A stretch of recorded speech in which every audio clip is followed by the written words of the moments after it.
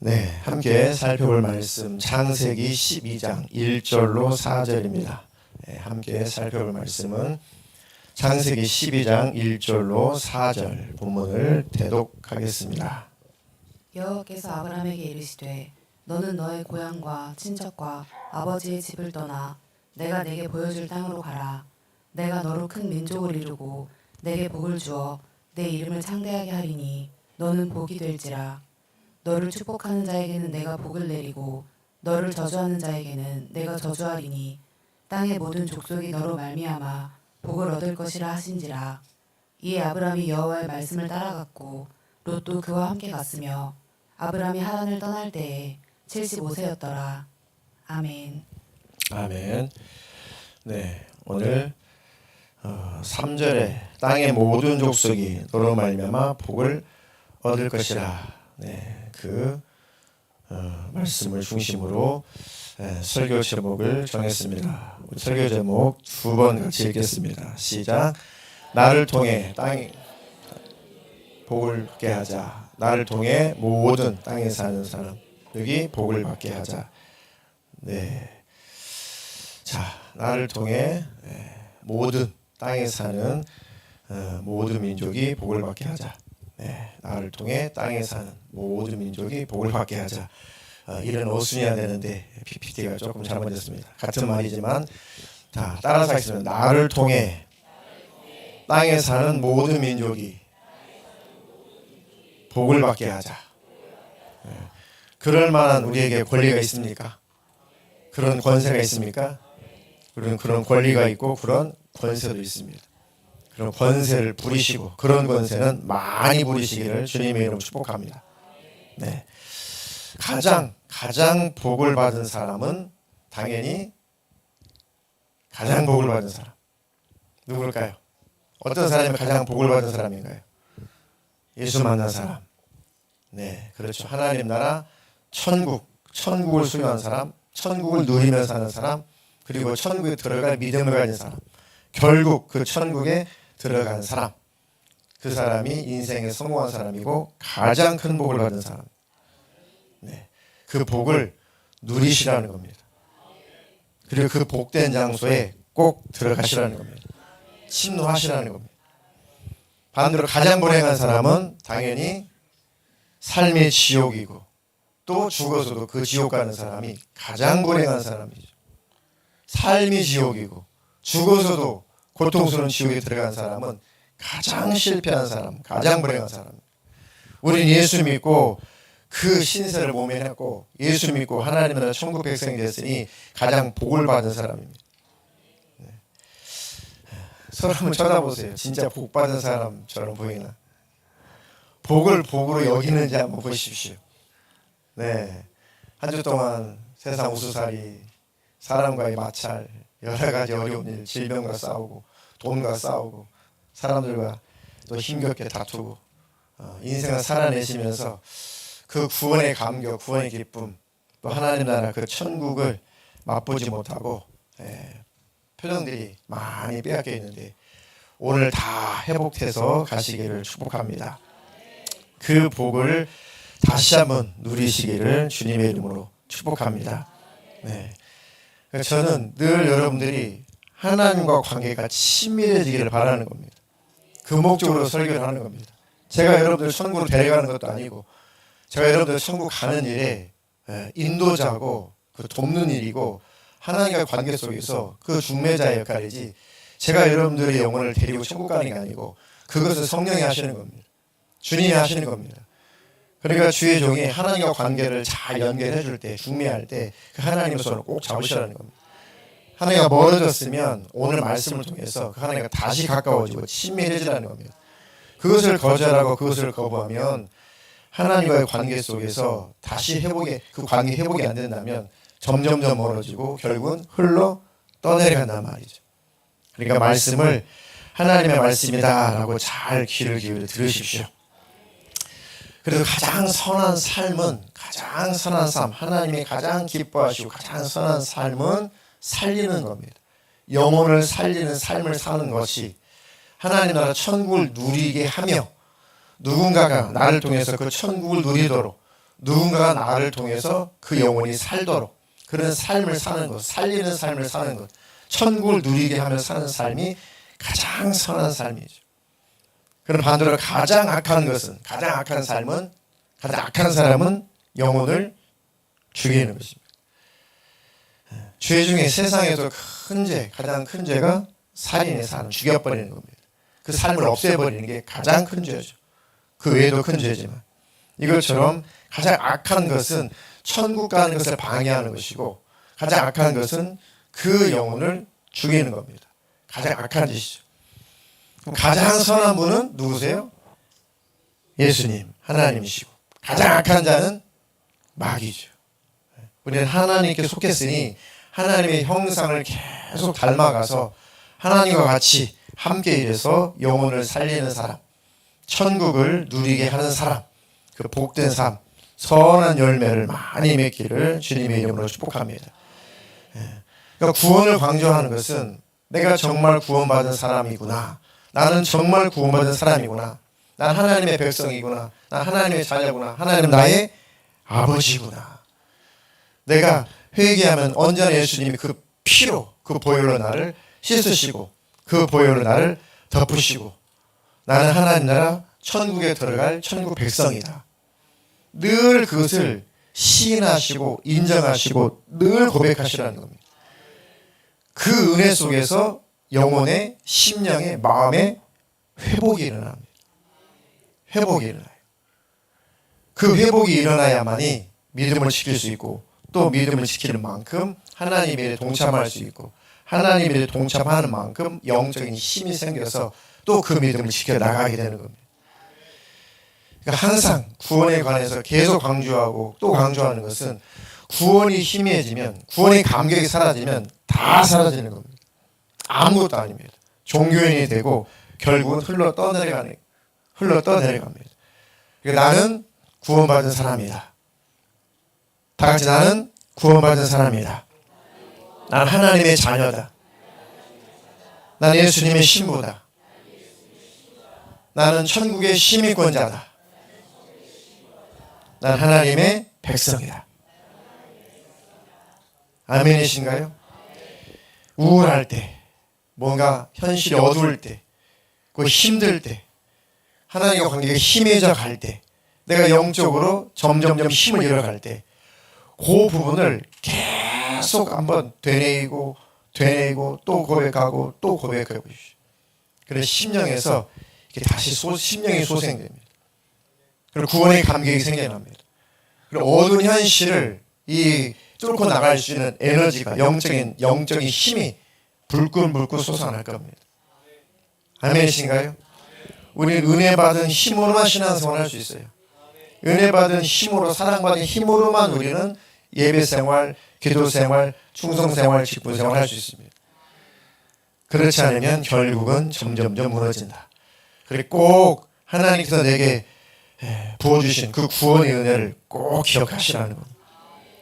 네. 자, 하나님은 본문을 한번 띄워주세요. 하나님은 이스라엘 백성만 택하신 것 같고 이스라엘 백성을 위해서 계시는 분 같았지만 구약에서조차도 계속 말씀을 살펴보면 깊이 살펴보면 하나님은 이스라엘을 통해서 모든 민족이 구원받기를 원하셨다는 겁니다. 하나님이 오셔서 온 일을 구원하시려고 그 오시는 그 통로로 그 도구로 아브라함을 불러서 히브리인 바로 그 이스라엘 민족들을 하나님이 사용하셨었던 것뿐이고 결국 하나님은 모든 민족이 구원의 복을 받기를 원하신 거죠. 그래서 아브라함을 불러서 하나님이 약속하실 때도 분명하게 하나님이 말씀하신 겁니다. 하나님께서 아브라함에게 말씀하시죠. 너는 너의 고향과 친척과 아비의 집을 떠나 내가 너에게 보여줄 땅으로 가라. 내가 너로 큰 민족을 이루고 내게 복을 주어 내 이름을 창대하게 하리니 너는 복이 될지라. 너를 축복하는 자에게는 내가 복을 내리고 너를 저주하는 자에게는 내가 저주하리니. 자, 땅의 모든 족속이 너로 말미암아 복을 얻을 것이라. 처음부터 하나님은 아브라함을 불렀을 때 땅의 모든 사람들, 모든 족속이 구원의 복을 얻기를 원하셨던 거죠. 이 아브라함이 여호와의 말씀을 따라갔고 그 말씀이 이루어지기를 원합니다. 아멘 했다는 거죠. 그 조카 롯도 아브라함과 함께 갔으며 아브라함이 하란을 떠날 때에 나이가 몇 세래요? 75세래요. 우리도 늦지 않았다. 우리도 충분히 하나님의 말씀을 따라갈 수 있다. 충분히 하나님의 말씀을 살아낼 수 있다. 아멘이시죠? 네. 그런데 그 아브라함, 열국의 아브라함이 되기까지 정말 하나님의 말씀을 따라갔지만 정말 끝까지 하나님의 말씀을 따라가는 믿음의 사람이 될 때까지 하나님은 계속해서 아브라함을 성장시키시고 참아내시고 인내하시고 또 테스트하시고 그래서 아브라함을 정말 믿음의 사람으로 만들어내는 과정이 하나님의 역사죠. 네. 아브라함의 말씀을 순종해서 말씀을 따라갔습니다. 그런데 이제 기근이 오고 흉년이 들고 이제 먹을 것이 없고 배가 고프니까 그 약속의 땅을 떠나버리죠. 그리고 애굽 땅에 들어갑니다. 애굽 땅에서 자기 아내 사라를 또 팔아먹기까지.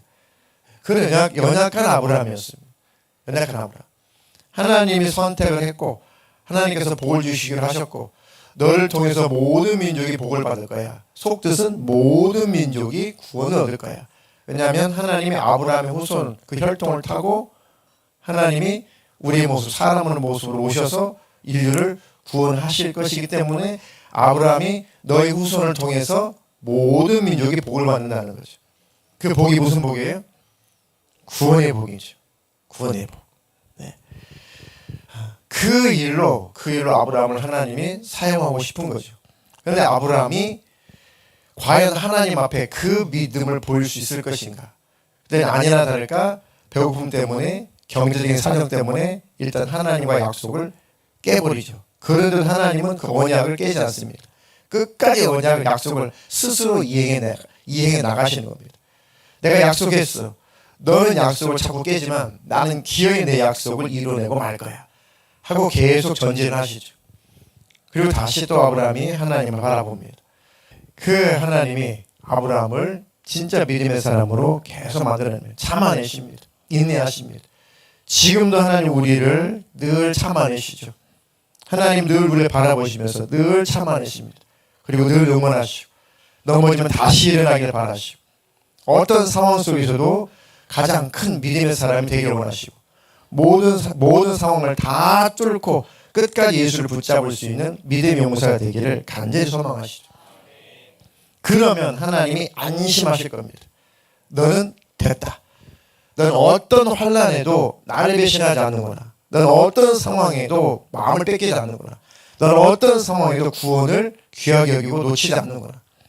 앞으로 말세에 어떤 일들이 벌어질지라도 어떤 상황이 닥쳐올지라도 너는 견고하구나. 그래서 하나님께서 그런 환난의 때를 면하게 해주시는 겁니다. 면하게 해주시는 거예요. 너는 테스트가 끝났다. 너는 더 이상 시험할 필요가 없다. 그러니까 말세 일꾼이 되는 겁니다. 그렇지 않으면 계속 테스트, 계속 연단, 계속 흔들어보고 계속 믿음을 굳건하게 세워주는 그 일을 하시는 거죠. 그래서 예수님 오시기 전에 우리는 회개할 기회가 있으니까 넘어져도 회개하면 천국이에요. 그런데 마지막 때 주님이 오실 날이 임박했죠. 갈수록 신앙생활 하기가 더 어렵고 힘든 시기가 계속 도래할 거란 말이죠.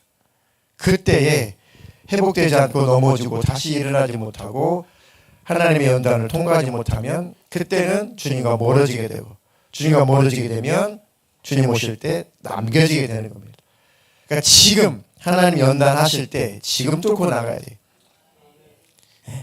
이 사람 막대기와 인생 책찍을 통해서 나를 연단하시고 이런 상황인데도 네가 하나님 앞에서 마음을 지킬 거야?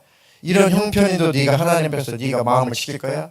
마치 욥처럼 그런 상황이 닥칠지라도 아니 이런 상황이라도 내가 주님을 향한 마음은 절대 돌이키지 않아. 내가 주님을 붙잡고 있는 마음은 절대 돌이키지 않아. 나는 절대 주님께 등 돌릴 수 없어. 그래도 이런 최악의 상황처럼 느껴질지라도 나는 주님을 붙잡을 거야. 주님 언제나 선하신 분이에요. 나는 그분을 따를 거야.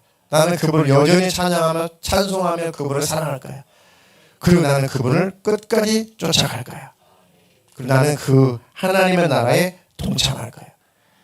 이 견고한 믿음을 하나님께서 지금 마지막 때에 바라보고 계시고 그 믿음의 사람들을 찾고 그 믿음의 사람들로 만들어내고 계시는 겁니다. 아브라함도 그래서 그렇게 하나님 만들어내셨습니다. 아브라함이 그 하나님 보실 때 마지막 테스트를 하죠. 이제 이삭이가 사라를 통해서 난 이삭이 이제 십자가 됐고 많이 장성했습니다.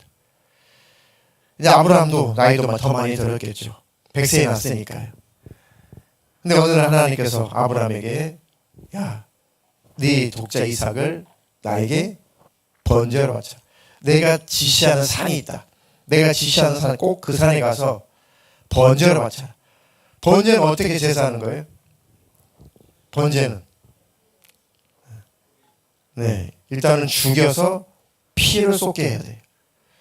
그리고 내장을 긁어내야 돼요. 그리고 몸을 완전히 쪼개가지고 각을 떠야 돼요. 그리고 완전히 불태워서 다 재가 되도록 다 불태워서 흔적도 없이 날려버려야 돼요. 아무것도 없는 존재, 무가치한 존재. 이게 바로 나다. 이게 바로 우리다. 그 얘기죠. 그게 바로 번제입니다. 그러니까 번제를 드릴 때 하나님 나는 이렇게 재 같은 존재, 티끌 같은 존재, 쓰레기 같은 존재, 있어서는 안 되는 존재. 저는 아무런 무가치한 그런 존재. 그게 바로 죄라는 거죠.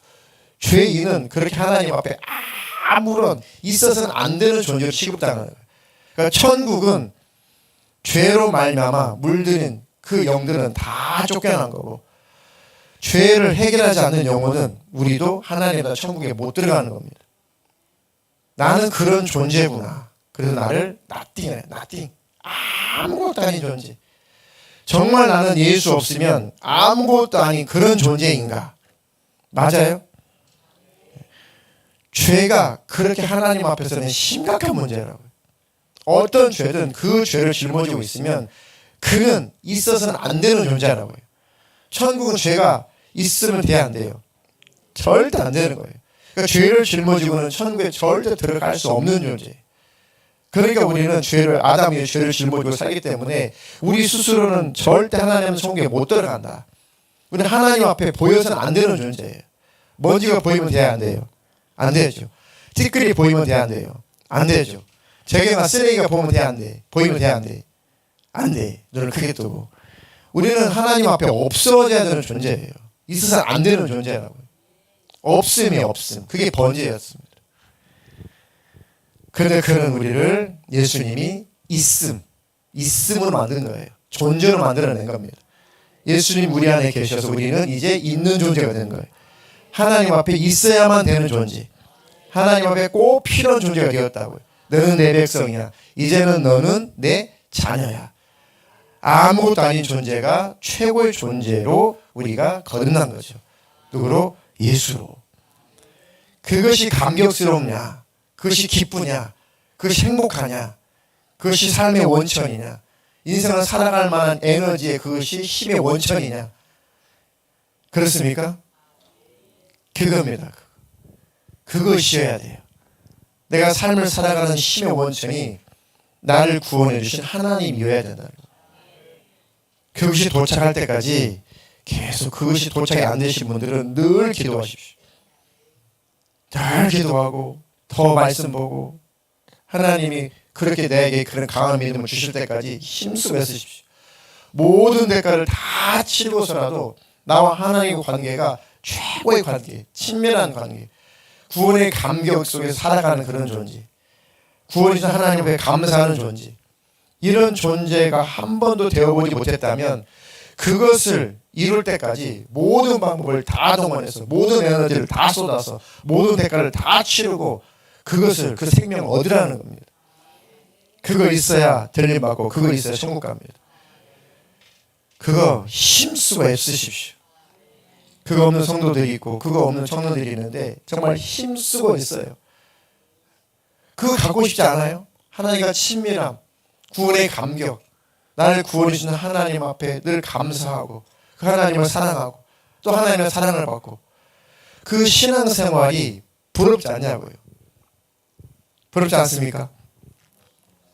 네, 그걸 누리시는 분도 있고 아직 그게 뭔지도 모르시는 분이 있고 그걸 누리지 못하시는 분이 있고 누리다가 그 은혜를 그 복을 또 못 누리시는 분이 있고 천차만별이죠. 근데 경험이 있는 분들은 그때 하나님과 관계가 이랬었는데 라고 이 기도할 이유가 생기는데 아직 그 하나님을 경험하지 못한 사람은 그게 뭐가 뭔지 모르니까 또 반대로 더 사모해야 되는데 또 사모하지 않는 게 또 문제예요. 그러니까 그 심각성을 말씀 통해서 설교를 통해서 가르쳐 드릴 때 나는 구원에 감격이 없는데 나는 주님과 관계가 친밀해 본 적이 없는데 어떤 청년들을 만나보면 간혹 그런 얘기를 해요. 목사님 저는 사실 어릴 때부터 부모님 따라서 교회 다니고 열심히 믿었는데 한 번도 하나님과 친밀한 관계를 경험해 본 적이 없어요. 그런 청년들이 더러 있습니다.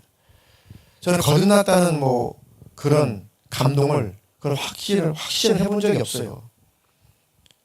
그러니까 아직 머릿속으로 믿는 거죠. 아직 머릿속으로. 안 믿는 건 아니에요. 아직 심령 안에 그 성령을 경험하지 못한 거죠. 그 하나님 경험하지 못하는 거죠. 그게 심각한 겁니다. 그러면 힘쓰고 애써서 부르짖어야 돼요.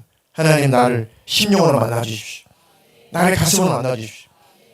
그럼 이거구나. 이게 예수 만난 거구나. 이게 천국을 누리는 거구나. 이것이 희락이구나. 희락. 이게 바로 기쁨이구나. 이게 바로 하나님과 친밀하게 교제한다는 거구나. 이게 바로 하나님의 마음이라는 거구나. 이것이 바로 하나님 나를 사랑하신다는 거구나를 느끼는 거죠.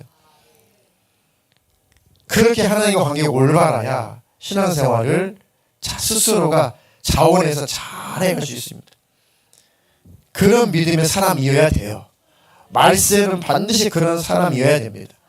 그래야 마지막 때를 통과할 수 있고 순교도 할 수 있고 주님 오시면 주님 만날 수가 있습니다. 아멘이신가요? 먼저 이 부분이 필요한 성도 때문에 이 설교가 나가는 거예요. 이 설교가 지금 원래 주제는 아니잖아요.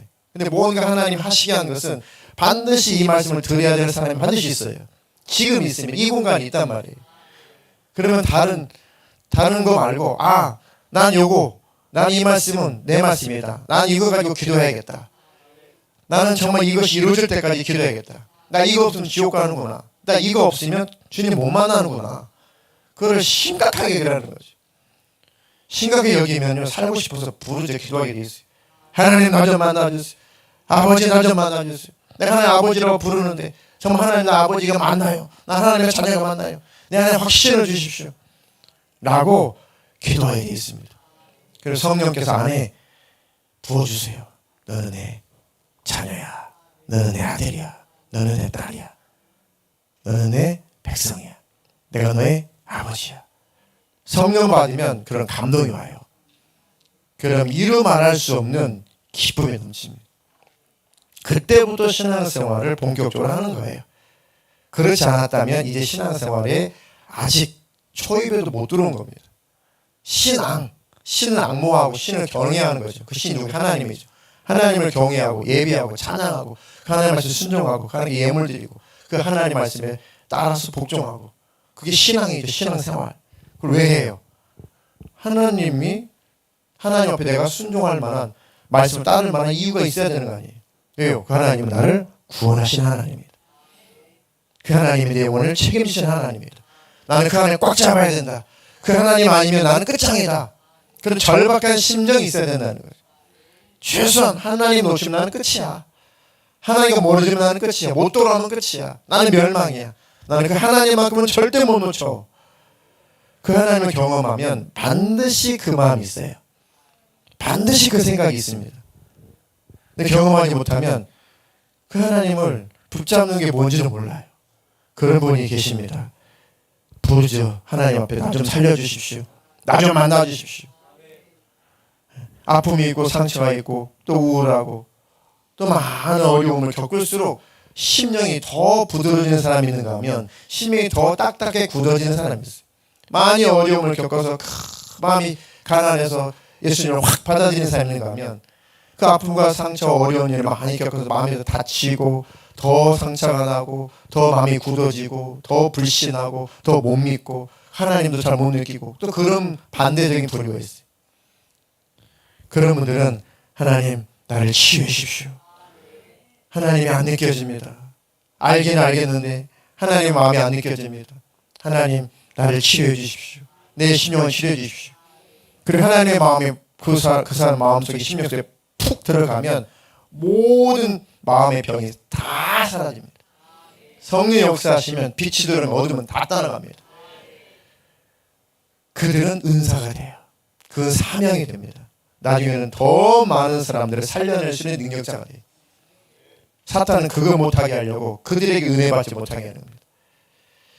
예수를 믿는 게 뭘까? 예수 만난다는 게 뭘까? 체험한다는 게 뭘까? 너무너무 그것을 얻고 싶었고 너무너무 갖고 싶었어요. 다른 사람들은 다 반환받고, 제가 학생 때 다른 사람들은 막 기도하고 하는데 도무지 기도 말도 안 나오고 하나님 아버지 소리도 안 나오고 뭐 방하는 친구 보면 그냥 부럽기만 하고, 도대체 하나님 나는 버리셨나요? 수없이 기도하고 하나님 나 좀 만나주세요. 나 좀 만나주세요. 그랬었거든요. 정말 낙심하고 포기하고 난 안 되나 보다. 거의 그럴 즈음에 하나님 나를 그저 불쌍히 여겨주십시오. 나도 좀 만나주십시오. 당연히 하나님 날 만나줘야 돼요. 그런 마음으로 기도할 때는 안 만나주시더니 하나님 나는 만날 만한 가치 없는 존재인가? 하나님 그래도 나 좀 만나주십시오. 그래도 나 좀 만나주십시오. 난 안 만나주실 겁니까? 이제는 애 같아요. 진짜 하나님 나를 안 만나주실 작정하신 거 아니야? 막 이런 생각이 찾아오니까 두렵기도 하고, 좀 하나님 앞에 막 정말 눈물겹게 하나님 나 버리지 말고 나도 좀 만나주십시오. 나도 좀 만나주십시오. 그렇게 낮아질 때 하나님의 성령을 부어주시더라고요. 그 주님이 만나주셨고 그 주님의 은혜와 사랑이 무엇인지 10년 만에 부어주셨을 때 이거구나. 이게 예수님의 마음이구나. 이게 하나님의 나를 향한 마음이구나. 이게 하나님 나를 사랑하신다는 거구나. 하나님의 가슴, 하나님의 마음을 만나면, 그 성령을 받으면 그때부터 하나님을 의심하지 않습니다. 세상이 부러운 것이 없고, 세상이 미워할 대상이 없고, 미워했다고 얼른 그걸 수정하고 회개하고 용서하고. 성령 받으면 미워할 대상이 없죠. 미움이 일어나요. 그것도 소멸됩니다. 성령으로. 예수 만나면 그렇게 되잖아요. 아멘이신가요? 그거 귀하게 가치 있게 예수를 만난다는 것, 예수님 나를 만나주셨다는 것, 너무너무너무 복된 거구나. 그래서 저의 고백은 모태신자가 아니기 때문에 하나님 저도 만나주셔서 감사합니다. 저도 불러주셔서 감사합니다. 저를 제외시켜도 되고 저를 안 만나주셔도 되는데, 그렇다고 하나님 불의하시지 않잖아요. 우리를 하나님 안 불러주셔도 하나님 불의한가요? 우리는 아담 이후에 죄값으로 원래 지옥 갈 존재예요. 그렇죠? 그런 우리를 하나님 우리도 만나주신 거잖아요. 우리도 불러주신 거예요. 하나님 의무가 아닙니다. 부르시면 의무가 아니에요. 사랑인 거예요. 사랑. 인류를 구원하신 하나님 의무가 아니에요. 죄값은 사망이에요. 하나님 우리를 부르신 것은 의무가 아니라 하나님의 사랑이다. 은혜다. 나는 은혜 받은 자구나. 나는 사랑받은 자구나. 이것이 성령으로 확 깨달아져야 돼요. 경험이 돼야 됩니다. 나는 은혜 받은 자구나. 나는 구원받은 자구나. 그러니 이제 이 귀한 은혜를 귀하게 여기고 크게 여기겠다. 바로 그겁니다.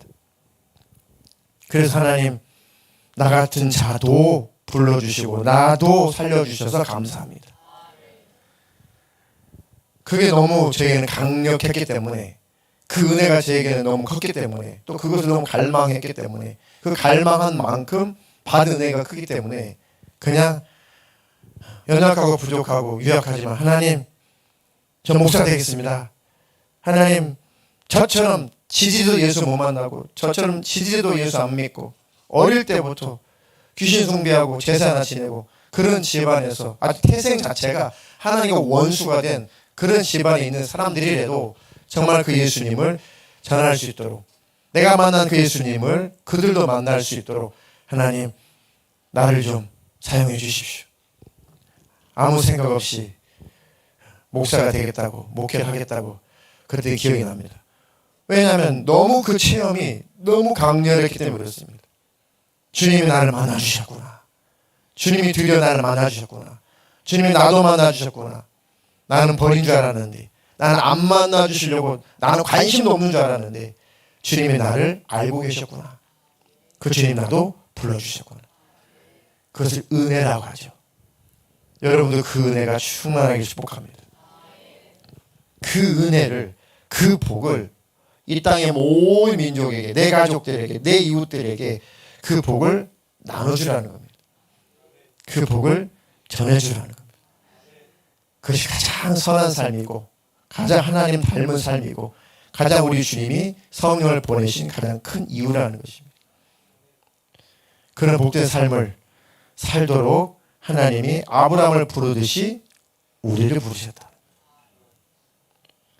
그 경험이 없으신 분들은 오늘부터 계속 기도하시고, 그 경험이 올 때까지 1년, 2년, 3년, 저는 한 3년 걸린 것 같아요. 한 3년. 그 성령 받기, 예수를 믿겠습니다로 영접하고 그 성령을 받기 한 3년 걸린 것 같아요. 근데 저는 기도할 줄 몰랐지만 갈망을 했어요. 모든 사람은 행복을 다 빼앗겼지만 행복을 누릴 만한 그 마음도 뺏긴 것은 아니에요. 아담의 모든 사람이 구원을 뺏겼지만, 하나님을 뺏겼지만, 하나님 만나고 싶은 마음까지 뺏긴 건 아니에요. 천국 가고 싶은 마음까지 뺏긴 것은 아닙니다. 이해가 되시죠? 그러니까 우리 영은 늘 하나님을 갈망하도록 되어 있어요. 그러니까 그 하나님을 갈망하고 또 갈망하고 또 갈망하고, 그 갈망 속에 하나님을 만나 주시라는 거죠. 갈망하지 않으면 만날 수 없습니다. 세상 사람들이 하나님 못 만나요. 하나님은 손 벌리고 있는데, 하나님 부르고 계시는데 갈망하지 않아요. 하나님께로 오지 않아서 못 만나는 겁니다. 하나님은 언제나 그들을 기다리고 계시죠. 근데 그들은 몰라서 하나님 앞에 오지 않는 겁니다. 먼저 만난 우리를 통해서 하나님 전해주라는 거예요. 네가 전해줘. 너는 복의 근원이다. 복의 통로가 되라. 네가 곧 복이다.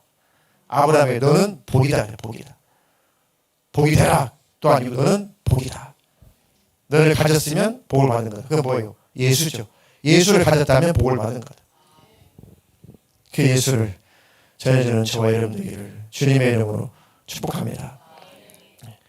그렇게 복음과 함께 삶을 살아갈 때 하나님이 어떻게 놀랍게 내 인생을, 내 삶을, 내 경제적인 것을, 내 질병을, 내 자녀들을, 내 가정을 어떻게 하나님께서 놀랍게 이끌어 가시고 놀랍게 회복시키시고 어떻게 하나님 놀랍게 복을 내리시는지 경험하게 될 겁니다.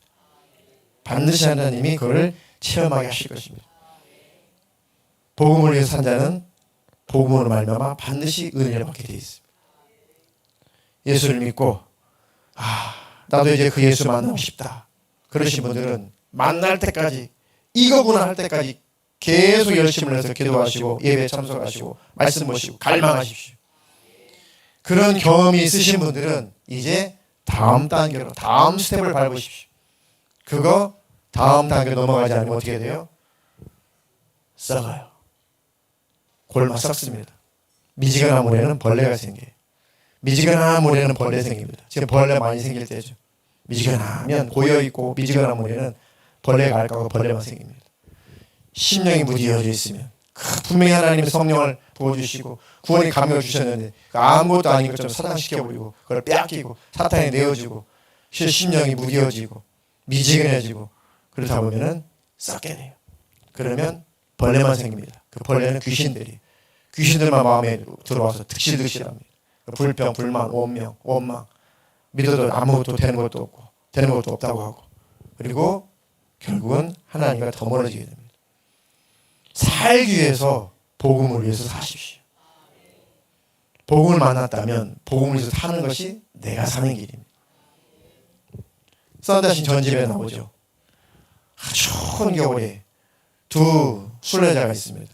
두 순례자가 한밤중에, 추운 겨울 한밤중에 그 길을 걷는데 너무 그 밤이 너무너무 추웠어요. 너무너무 추웠어요. 어느 동네만 나오면은 우리는 얼어 죽지 않겠구나. 그 창고라도 들어가면 얼어 죽지 않겠구나. 그래서 둘이서 유로를 삼아서 힘을 내서 그 한겨울에 그 밤길을 걷습니다. 한참 걷고 있는데 앞에 하얀 무덤 같은 것이 하나 딱 그 길 한복판에 있어요. 그래가지고 이게 길 한복판에 무덤이지 이게 무엇이? 하고 막 이렇게 치워봤습니다. 그때 사람 하나가 거의 죽어요. 거반 죽어요. 몸이 굳어가지고 거의 숨만 붙어 있어요. 거의 죽어요. 한 사람은 아이고 나도 이런 신세가 되겠구나 하고 쏜살같이 도망가 버립니다. 근데 한 사람은 너무 불쌍해. 그래가지고 그냥 지나칠 수가 없어.